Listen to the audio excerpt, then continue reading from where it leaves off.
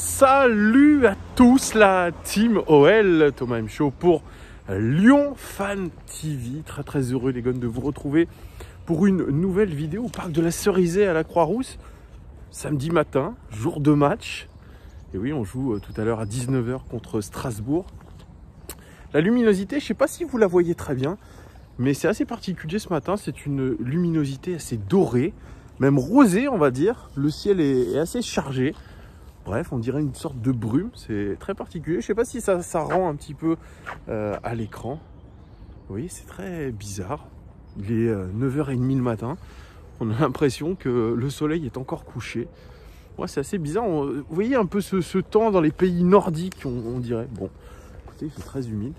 Et voilà, pas grand monde au parc de la Cerisay, des joggers. J'espère que tout le monde va bien, les gones. Que vous êtes prêts pour le match de ce soir, parce que c'est encore un match important. Tous les matchs aujourd'hui de Ligue 1 sont importants pour nous. On se doit de gagner à chaque fois pour rester dans le peloton de tête. C'est pas gagné d'avance, bien sûr, mais en tout cas, même si en ce moment on joue pas bien, on va pas se mentir, ça fait deux matchs qu'on joue pas bien du tout. Contre Bordeaux, c'était pas du tout abouti. Et ensuite contre le dernier match qu'on a joué, j'ai un petit trou de mémoire, le dernier match qu'on a joué, il n'était pas bon, pardon, contre Dijon. Parce que moi je pense à d'autres choses en même temps, c'est pour ça. Les deux matchs n'étaient pas bons, mais on a réussi à chaque fois à gagner par un but d'écart. Et c'est peut-être aujourd'hui ce qui nous caractérise, c'est cette force mentale que nous avons récupérée. Cette saison, on a réussi à impulser cette force mentale. Bref, juste avant de vous parler de ce match, déjà, gros soutien à Jeffrey Adélaïde. Peu importe ses déclarations quand il a voulu quitter notre club. Il est parti en prêt du côté de l'OGC Nice et il s'est de nouveau gravement blessé au ligament croisé. Donc gros courage et gros soutien à lui. Gros courage aussi à Andreas, ce petit atteint de leucémie, supporter du RC Lens. Il y a eu une mobilisation énorme sur les réseaux sociaux et je lui passe aussi un grand courage. C'est un super bonhomme, un super héros. Donc voilà, une grosse pensée aussi à lui. Et puis hier, j'ai regardé, comme beaucoup, le reportage, l'interview plutôt de Mohamed Bouafsi sur RMC Sport. Jean-Michel Aulas comme jamais. Et franchement, j'ai été bouleversé, ému même d'entendre Jean-Michel Aulas, que je n'avais jamais entendu comme ça. Je ne l'avais jamais vu être lui-même. Sans, vous voyez, tout ce barouf autour de lui, sans éléments de langage. Par moments, bien sûr, il avait ces éléments de langage, mais je l'ai senti à cœur ouvert, je l'ai senti sincère, je l'ai senti vraiment lui-même. Et ça m'a fait du bien de voir cette petite interview de Mohamed Bouafsi qui était absolument géniale. Vraiment, on a vu un Jean-Michel Aulas voilà, qui a dit la vérité, qui a été sans... Voilà, il a été honnête dans ce qu'il a raconté, notamment sur le fait que l'OL avait eu des tentatives de rachat à plusieurs reprises, mais qu'il a toujours refusé pour le moment de vendre le club. Oui, c'est un club qui attire. On imagine que si Marseille a des rumeurs de rachat, on imagine aussi que l'Olympique Lyonnais, avec ce fantastique club, cette fantastique entreprise, ce fantastique stade, on imagine qu'un jour, il sera repris par des actionnaires étrangers, évidemment. Mais Jean-Michel Aulas a toujours refusé de lâcher son bébé, son joyau. Preuve que le président veut aller au bout des choses. Il veut aller au bout des choses. C'est un homme passionné, c'est un homme qui a envie de bien faire, qui veut le bien-être de son club. Je pense qu'il vit Olympique Lyonnais, il vit entrepreneuriat aussi. Et c'est tout à son honneur. En tout cas, voilà, il a parlé de Rudy Garcia, que évidemment la situation qu'on avait actuellement, la bonne saison globalement qu'on est en train de faire, eh bien, elle est favorable à une prolongation de Rudy Garcia. Est-ce que... Rudy Garcia lui-même veut prolonger, ça c'est une autre question. Voilà. Benzema, comme je vous l'avais dit, comme on l'imaginait, c'est loin d'être fait. Je pense que on est dans le domaine du fantasme de le revoir chez nous. Voilà, on va pas se mentir. Et lui n'y croit pas non plus, Jean-Michel Aulas. Voilà, mais allez voir cette interview, elle est franchement magnifique. Magnifique. C'est ce que je lui ai envoyé un message sur Twitter parce que j'ai la chance qu'il me suive. Ouais. Et je lui ai envoyé un message directement, un message privé en lui disant que pour moi c'était sa plus belle interview depuis qu'il est à l'Olympique Lyonnais, en tout cas depuis que je suis l'OL, depuis que je suis tout jeune. J'ai ressenti des choses hier en l'écoutant et bravo aussi à Mohamed Bouafsi qui a très très bien mené cet entretien avec beaucoup de justesse, beaucoup de naturel. Voilà, c'était ce que je voulais vous dire en préambule, les gones. Voilà, ça me paraissait important de vous parler de ça. Et dites-moi d'ailleurs dans les commentaires si certains ont vu le reportage, l'interview. Dites-moi ce que vous en avez pensé. Bon, on passe au match. Le match contre Strasbourg. Match à 19 h, horaire particulier. D'ailleurs, on se retrouve sur Lyon Live TV à 18 h avec toute la team, les gones. Soyez au rendez-vous comme d'habitude. On va parler du 11 de départ. Petite revue de presse aussi. Donc, n'hésitez pas à nous rejoindre. Alors, cette équipe de Strasbourg. Cette équipe de Strasbourg, c'est assez particulier. Hein. Strasbourg 15e de championnat, place décevante, 25 points. Il devrait être, selon les expected points, 7e avec 32 points. Donc vous voyez qu'ils sont en sous-performance. Oui, la situation du RC Strasbourg est compliquée en ce moment. Très compliquée. Thierry Laurey a la pression. Oui, mais comme vous voyez avec les expected points, il y a quand même une lueur d'espoir pour eux. Ce n'est pas si mauvais que ça. Et ça donne plutôt du crédit à Thierry Laurey qui, bah oui, peut un jour aller voir ses dirigeants, Marc Keller, et lui dire: écoutez, regardez, on devrait être 7e, on est en sous-performance, donc normalement, une équipe qui sous-performe, à un moment donné, la chance, elle va tourner. C'était un peu contre nous, un peu comme avec nous, pardon. On était en sous-performance, on n'était pas assez réaliste, et au bout d'un moment, clac, il y a eu le déclic. D'ailleurs, ce déclic-là, eh bien, il est apparu au match aller quand on a été gagné à Strasbourg. C'était le premier match après le mercato, et franchement, les gones, on a été le gagner ce match et ça a lancé finalement notre saison. Oui, c'est bien de le dire aussi. Donc je reviens à Strasbourg. 36 buts inscrits dans le championnat. Ils auraient dû en marquer 35. Vous voyez, ils sont très cohérents par rapport à la qualité de leurs occasions. Très très cohérents. Et c'est la 4e attaque de Ligue 1 en expected goals. Donc c'est une équipe qui se crée des occasions. Au niveau des buts inscrits, excusez-moi ce matin, je pense que c'est un petit peu la fatigue. Des buts encaissés, 36 buts encaissés, les gones. Ils auraient dû en encaisser 33. Donc là, ils sont plutôt aussi cohérents par rapport à la qualité des occasions qu'ils encaissent. Meilleur buteur, alors là, ça c'est un joueur qui progresse. Il y avait des rumeurs comme quoi il aurait pu signer à l'Olympique Lyonnais. Je ne sais plus si c'était le mercato de l'été dernier. C'est Ludovic Ajorc, le Réunionnais. 10 buts. Il aurait dû en marquer 10. Donc hyper réaliste, Ludovic Ajorc. Mais moi, ce que je retiens de ce joueur, c'est un joueur qui a progressé. C'est un joueur qui a un profil particulier. C'est un grand gaillard. C'est un point d'appui. C'est quelqu'un qui est à l'aise techniquement. C'est quelqu'un qui est réaliste devant le but. Je pense que s'il part de Strasbourg, ça sera évidemment une évolution pour lui. Ça sera un complément dans sa progression. C'est un profil de joueur que j'aurais bien vu à l'Olympique Lyonnais. Franchement, je vous le dis, c'est un joueur que j'apprécie. Ça va être l'un des dangers, peut-être le danger numéro 1 du RC Strasbourg. Ensuite, Diallo. Alors Diallo, bon, je crois qu'en ce moment, il est pas trop à la fête puisqu'il n'a pas marqué depuis quelques matchs. 7 buts quand même marqués, il aurait dû en marquer 6, donc lui aussi très réaliste. Alors Thierry Laurey reçoit beaucoup de critiques, comme quoi Diallo est un avant-centre, qu'il faudrait le mettre avant-centre, mais alors qu'il joue en ce moment sur un côté. Il réfute en tout cas ces accusations de la part des journalistes, des supporters, en disant que oui, il se replace sur un côté, mais son positionnement est dans l'axe. Diallo 7 buts, et puis Adrien Thomasson, qui fait une saison moyenne, on va dire. 3 buts, il aurait dû en marquer 4, Adrien Thomasson. Pareil, ça fait quelques saisons qu'on entend parler de lui. À un bon niveau, c'est un garçon sérieux, c'est un garçon qui a du ballon. Mais lui aussi va devoir essayer de trouver un second souffle. Peut-être changer de projet la saison prochaine parce que c'est un joueur qui aujourd'hui peut-être est en train de stagner. Le meilleur passeur, Ludovic Ajorc. Meilleur buteur, meilleur passeur du club. Que demande le peuple? Il aurait dû en faire que 2 de passes décisives, mais en tout cas 4 passes décisives pour lui. Et puis, le deuxième meilleur passeur, c'est Diallo. C'est Diallo. 3 passes décisives, il aurait dû en faire qu'une, mais vous voyez, on a le co-meilleur buteur, les 2 co-meilleurs buteurs de l'équipe qui sont exactement les mêmes que les co-meilleurs passeurs. C'est incroyable. Donc, le danger pourra venir de là. Ce sont des très bons joueurs. On est prévenus.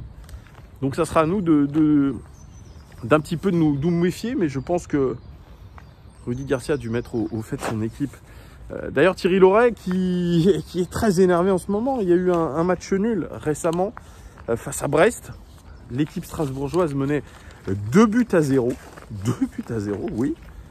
Et Thierry Laurey a décidé de verrouiller le score. Qu'est-ce qu'il a fait? Il a fait rentrer une défense à 5.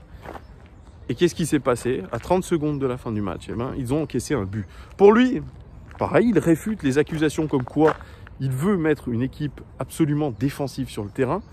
Ça, pour lui, c'est inentendable. Il dit, je ne veux pas faire une équipe défensive, en tout cas, je veux faire une équipe équilibrée. Et puis, si on a encaissé un but à 30 secondes de la fin, c'est une erreur de concentration, tout simplement. Ouais. Donc, pas beaucoup de remises en question de la part de Thierry Laurey, mais les supporters sont très, très énervés. Je regardais les commentaires sur les réseaux sociaux. Il reproche vraiment à Thierry Laurey de toujours mettre le bus, toujours mettre une équipe défensive sur le terrain, alors qu'ils ont les armes pour avoir du jeu, pour faire une équipe offensive, pour faire une équipe spectaculaire. Eh bien non. Thierry Laurey, lui, reste toujours dans cet état d'esprit de déjà bien défendre avant de bien attaquer. Franchement, avec 36 buts encaissés en championnat, on ne peut pas dire que ça soit une belle réussite. Alors si Macan est blessé, leur tête d'affiche un petit peu, mais je pense qu'il y a mieux à faire avec cette équipe de Strasbourg. Thierry Laurey, il a l'air d'être lui aussi un petit peu en fin de course. Mais comme je vous ai dit, par rapport aux expected points, il a des choses à défendre quand même. Et ça, c'est vraiment un point positif pour eux. Se référer à ça en se disant qu'ils sont en sous-performance et que ça va tourner. On espère que ça ne va pas tourner contre nous. Même si lui, bon, je parle de tourner, mais je parle de la chance qui va tourner. En tout cas, lui, il va faire tourner un petit peu son équipe. Je ne sais pas comment, mais avec l'enchaînement des matchs, il dit qu'il y en a certains qui devraient se reposer un petit peu pour vraiment faire jouer tout le monde et que tout le monde ait sa chance et surtout qu'il arrive à bien manager toute la série de matchs qui arrivent. Alors du côté de l'Olympique Lyonnais, un seul absent, c'est Denayer, blessé musculairement et sinon voilà, on a tout le monde. On a même Flo da Silva qui a réintégré le groupe. Ça c'est positif, c'est de la méritocratie, preuve qu'il a fait une bonne semaine d'entraînement. Rudy Garcia, bien sûr, il est aussi un petit peu sous le feu des critiques, notamment sur la qualité de jeu, peut-être sur l'essoufflement physique. Lui, il réfute aussi, pareil que Thierry Laurey, il réfute le fait que notre équipe soit physiquement cramée. Voilà. Il dit que c'est pas ça. Il dit on ne pourra pas gagner tous nos matchs 5-0, 6-0. On a gagné beaucoup de matchs déjà. On aurait pu en gagner plus, c'est ce qu'il dit. Mais il ne faut pas oublier que cette équipe gagne. 3 victoires consécutives de suite. Nous sommes sur une série. Donc ça, c'est très positif. Il a mis un petit peu de côté ce jeu qui laisse à désirer en ce moment. Lui, ce qu'il retient, c'est qu'il y a une progression, notamment sur les coups de pied arrêtés. Nous n'étions pas capables de marquer sur les coups de pied arrêtés par le passé. Aujourd'hui, on est capable de le faire. Ça, il l'a noté. Il dit que le danger dans notre équipe vient de partout. Oui, il a raison. Marcelo qui marque, Dubois qui marque. Et il dit que ça doit continuer dans ce sens-là. Tous les joueurs sur le terrain doivent représenter un danger pour l'adversaire. Donc il est positif, il est optimiste. Rudy Garcia, il pense que son équipe va continuer sur ce succès, sur ses succès, parce qu'il le faudra. On a une équipe de Lille qui est un rouleau compresseur. D'ailleurs, dans l'interview, comme jamais avec Mohamed Bouafsi, le président Las, franchement, est très honnête. Quand Mohamed Bouafsi lui demande si l'Olympique Lyonnais peut être champion, vous le voyez dans le regard, il a dit franchement, ça va être difficile. ça va être difficile. Non pas, je pense, pour enlever de la pression à ses joueurs, mais il dit, statistiquement, on a quand même peu de chances d'être champion. On a Lille qui est très fort cette année. Puis il y a toujours le Paris Saint-Germain. Donc voilà, l'objectif de Rudy Garcia, c'est la Champions League. Alors bien sûr, nous, on rêve, on est supporters, on rêve du titre. On doit avoir cet objectif-là, inconsciemment. Les joueurs doivent avoir l'objectif du titre, inconsciemment, oui. Mais n'oublions pas que ce que nous voulons, ce qui est vital pour le club, même pour la magie du football, c'est la Ligue des Champions. On doit absolument aller accrocher la Ligue des Champions. Ça, c'est plus réaliste. Évidemment, vous allez me dire, on a un match par semaine. Un peu plus en ce moment. On a un effectif taillé, en tout cas, pour être champion. Mais c'est trop aléatoire. Regardez ce qu'on doit tenir comme cadence. Cette année, il y a une cadence de dingue. Une cadence de dingue. Peut-être que certaines équipes vont lâcher des points en Coupe d'Europe. Peut-être. Mais peut-être que nous aussi, nous allons lâcher des points contre des petites équipes. Il dit, ça sera pas la... Il le dit hier, Rudy Garcia. On a perdu contre Brest. On a fait match nul contre Brest. On a perdu contre Metz. Ça ne sera pas la première ni la dernière fois qu'on perdra des points. Et ça sera pareil pour les autres équipes. Le PSG a perdu des points contre la Lanterne Rouge. Donc vous voyez, alors on a beau se dire, il faut gagner tous les matchs. Mais c'est très compliqué. Contre Dijon, on nous accroche. Et puis, c'est surtout des équipes qui commencent à flairer un petit peu de comment on joue. Quels sont nos points forts. Et je pense que Rudy Garcia devrait se renouveler. C'est aujourd'hui qu'il faut essayer de le faire. Oui, le 4-3-3, c'est contre Strasbourg au match aller qu'on l'a mis en place. Mais aujourd'hui, ce 4-3-3 qui nous a beaucoup réussi, eh bien, il doit être un petit peu amélioré, il doit être changé. Rudy Garcia le dit, j'ai plusieurs choix tactiques devant moi, je peux changer. Mais il peut changer, mais il ne l'a pas vraiment fait, Rudy Garcia. Un changement tactique serait donc bienvenu. Franchement, je vous le dis. On doit surprendre les adversaires. On doit essayer de les surprendre. Aujourd'hui, on ne les surprend plus. Je suis d'accord. Avec Julien Le Guen, d'ailleurs, il a fait une très bonne vidéo là récemment. Vous pouvez aller la voir. C'est un avant-match avec un supporter strasbourgeois qui est très bon. Très bon. Et Julien disait, les adversaires, ils savent comment faire maintenant. Ils nous pressent très haut. Ils nous mettent un défi physique terrible au milieu de terrain. Ils nous bloquent un petit peu les joueurs comme Paqueta notamment, qui évidemment est donc mettre à jouer. C'est celui qui nous a permis de gagner contre Dijon. Donc il va falloir trouver autre chose. Parce que même aussi si Rudy Garcia dit que l'équipe n'est pas dans un creux physique, il y a certains joueurs qui sont aujourd'hui dans un creux physique. Franchement, c'est pas abusé de dire ça. On le voit sur le terrain. Un Memphis Depay notamment, qui n'est plus le même qu'il y a quelques temps, même si je vous disais statistiquement lors du dernier match qu'il avait fait 4 passes clés. Donc bien sûr, il crée des occasions. Il s'en crée aussi, mais il n'arrive plus à être aussi décisif que par le passé, notamment au niveau des buts. Le dernier but qu'il a mis sur attaque placée, c'était contre Rennes. Donc, voilà, on a des joueurs aujourd'hui qui sont peut-être en train de tirer la langue. C'est là où Rudy Garcia doit manager au mieux son équipe. Si il met cette équipe type contre Dijon, c'est qu'il pensait que c'était les 11 meilleurs vus à l'entraînement. On s'est rendu compte que non, même au niveau physique. Donc c'est pour ça, c'est particulier ce management. Comment aussi intégrer un Slimani. Alors on me dit, ah Thomas, t'as des préjugés sur Slimani, sur Cherki, comme si j'étais anti-algérien. Déjà, c'est un peu ça qu'on me reproche. Alors je vous le dis, je suis supporter de l'équipe algérienne, c'est pas des bêtises, vraiment. J'adore la Khadra, je l'adore. Je vous le dis, hein, c'est une équipe qui me plaît, l'équipe d'Algérie.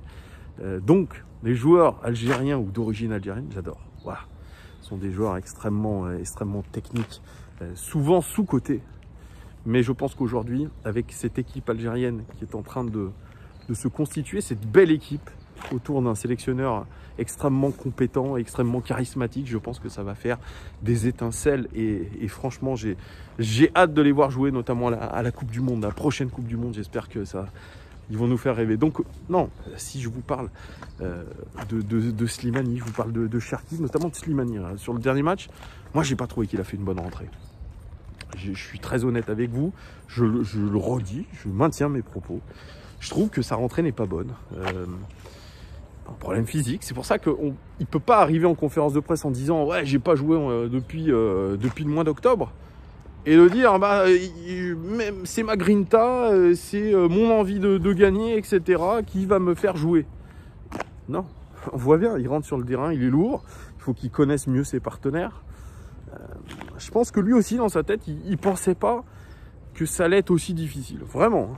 Et dans la tête de Rudy Garcia, Slimani, c'est pas un titulaire en puissance, en tout cas pas pour l'instant. Sa remise à niveau physique, elle va prendre du temps.